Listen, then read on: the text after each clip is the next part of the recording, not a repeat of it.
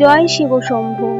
প্রিয় ধর্মপ্রাণ ভক্তগণ, আমরা অনেক সময় দেখি যে যারা সৎ মানুষ, যারা ভগবানকে মন প্রাণ দিয়ে ডাকেন, পূজা অর্চনা করেন, তারাই জীবনে কঠিনতম পরিস্থিতির মুখোমুখি হন, দারিদ্রতার মধ্যে জীবন অতিবাহিত করেন, দুঃখ কষ্টে কাটান।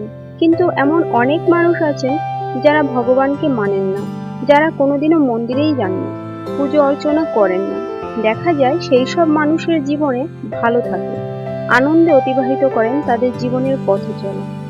এসব দেখে মাঝে মধ্যে অনেক মানুষেরই মনে হয়, ভগবান সত্যিই কি ন্যায় বিচার করেন? তিনি কি অসহায় মানুষের মাথায় তার আশীর্বাদের হাত রাখেন? এটা কোনো কাহিনী নয়, এটা সবার সাথেই প্রায়শই হয়ে থাকে। প্রিয় ভক্তগণ, এই ভিডিওর মাধ্যমে আমি এসবের কারণ ও এর সম্বন্ধে বলবো। ভগবান শিব স্বয়ং এর উত্তর দিয়েছেন। যারা ধার্মিক, ভগবানে বিশ্বাস রাখেন ও পূজা অর্চনা করে, তারা বেশি কেন দুঃখ ও কষ্টে থাকে? এই প্রশ্নের উত্তরটি দেবাদিদেব মহাদেব নারদ মুনিকে দিয়েছিলেন। এর বর্ণনা শিব পুরাণে আছে। এখন জানা যাক এর কারণ কি। নমস্কার বন্ধুরা ও ভক্তগণ, আপনাদের সবাইকে সাদর সম্ভাষণ আমার এই ইউটিউব চ্যানেলে। এখন কাহিনীটি শুরু করা যাক। একবার মহাদেবের ধাম কৈলাস পর্বতে মহাদেবের কাছে নারদ মুনি যান। নারদ মুনিকে খুবই অস্থির লাগছিল। তখন মহাদেব তার কারণ জানতে চাইলেন।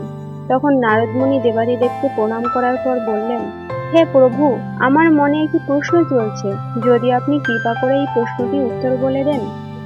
হে দেবাদিদেব, যারা সৎ ধার্মিক, ভগবানের পূজা অর্চনা করেন, তারা কেন দুঃখ কষ্টের মধ্য দিয়ে তাদের জীবন অতিবাহিত করেন? কিন্তু যারা অসৎ, নাস্তিক, ভগবানের নাম নেয় না, ভগবানকে ভক্তি করে না, যারা ভুল পথে থাকে, অন্যায় কাজ করে, তারা জীবনে সুখী থাকে। এর পিছনে কারণ কি, যদি কৃপা করে বলেন। তখন মহাদেব বললেন, হে নারদ মুনি, আমি এর কারণ ব্যাখ্যা করব একটি কাহিনীর মধ্য দিয়ে, আর তা আপনি মনোযোগ দিয়ে শুনবেন। নারদ মুনি মহাদেবের পদতলে বসে অধীর আগ্রহে অপেক্ষা করতে লাগলেন। তখন দেবাদিদেব তার কাহিনী বলতে শুরু করলেন। এক গুরুর দুই শিষ্য ছিলেন, কিন্তু দুই শিষ্যের একেবারে বিপরীত ধর্মী ছিল। একজন ঈশ্বরকে সর্বদা মনে প্রাণে ডাকতেন, তার প্রার্থনা করতেন, পূজা অর্চনা এবং নিয়মিত মন্দিরে যেতেন। আর অন্যদিকে আর একজন ছিলেন ঈশ্বর অবিশ্বাসী, মন্দিরের সীমানায়ও পা রাখতেন না, এবং যত রকম অনাচার অপরাধ ছিল সেই কাজে লিপ্ত থাকতেন। একদিন ওই নাস্তিক শিষ্যটি মদ্যপ অবস্থায় রাস্তা দিয়ে হেঁটে বাড়ি যাচ্ছিলেন।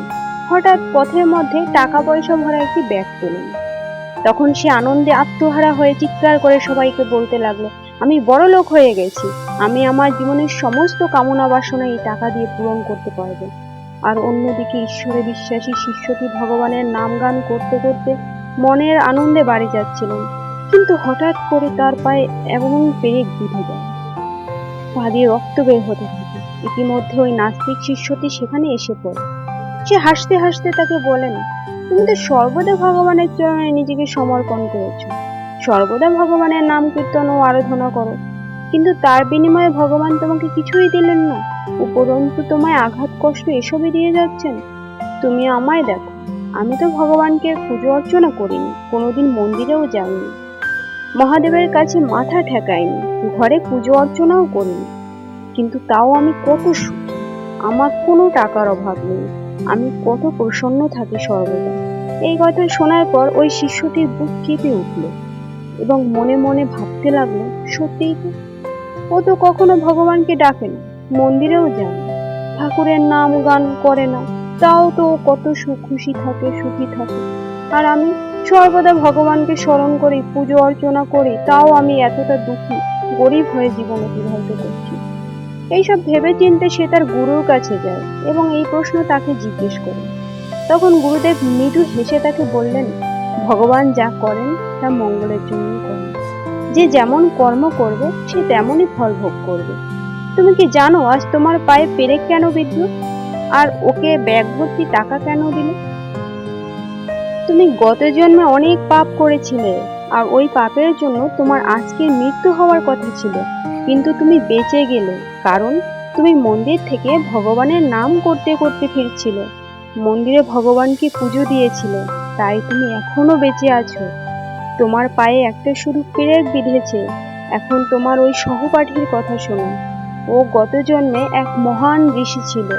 ও অনেক পূর্ণ কার্য করেছিল, আর এই কারণেই ওর আজকের ভাগ্যটা পাল্টানোরই ছিল। কিন্তু ও এই জন্মে কোনো ভালো কাজ করেনি, কিন্তু গত জন্মের পুণ্যের ফলে আজ ও এত টাকার মালিক হয়েছে। প্রিয় শিষ্য, তুমি ভগবানকে বৃথা দোষারোপ করো না। নিজের বর্তমানে সৎ কাজ দিয়ে পূর্ণ করো, জীবনে সুখী ও খুশি হতে পারবে। এরপর ভগবান শিব নারদ মুনিকে বললেন, পাপী মানুষ তার পূর্বজন্মের ফল এই জন্মে ভোগ করে, তাই সে যন্ত্রণা ও দুর্বিষহ জীবন কাটায়। মানুষের এটা মনে রাখা উচিত, যদি সে এই জন্মে অন্যায় কাজ করে, নিজেকে পাপ কাজে ডুবিয়ে রাখে, তাহলে সে পরের জন্য অবশ্যই তার করা কাজের জন্য অত্যন্ত কষ্ট ভোগ করবে। তাই প্রতিটি মানুষের উচিত সৎ কাজ, ভগবানকে বিশ্বাস ও ভক্তি করা, অন্যের বিপদে এগিয়ে গিয়ে তাকে সাহায্য করা। ভগবান সর্বদা সবকিছু ভালোর জন্যই করেন। এই জন্য সব সময় মানুষকে সৎভাবে জীবনযাপন করা উচিত। ভগবানের পূজা ও আরাধনায় জীবন অতিবাহিত করা উচিত, যার ফলে সে পরবর্তী জন্মে ভালো ফল পাবে, সুখ সমৃদ্ধিতে জীবন তার ভরে উঠবে। হে নারদ, মানুষ তার কৃতকর্মের জন্যই দুঃখ ও সুখ ভোগ করে থাকে, তাই এতে বিস্মিত হওয়ার কিছু নেই।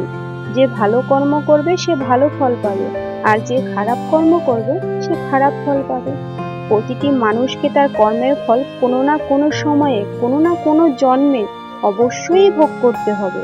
হে নারদ মুনি, আমি আশা করি আপনি আপনার করা প্রশ্নের উত্তর পেয়ে গেছেন। মহেশ্বরের কাছ থেকে এই উত্তর পেয়ে নারদ মুনি বললেন, হে দেবাদিদেব, হে প্রভু, আমি আমার প্রশ্নের উত্তর পেয়ে গেছি। জয় শিব শম্ভু। আশা করি আপনাদের সবার এই ভিডিওটি ভালো লেগেছে। যদি ভালো লাগে তাহলে আমার এই চ্যানেলটিকে সাবস্ক্রাইব করে আমার পাশে থাকুন। আপনি যদি মহাদেবের ভক্ত হন তাহলে কমেন্টে লিখুন ওম নমঃ শিবায়। আবার নতুন কোনো ভিডিও নিয়ে খুব শিগগিরই আসবো। আপনারা সবাই ভালো থাকবেন। ভগবান শিব আপনাদের সবাইকে কৃপা করুন, এই প্রার্থনা করি। নমস্কার।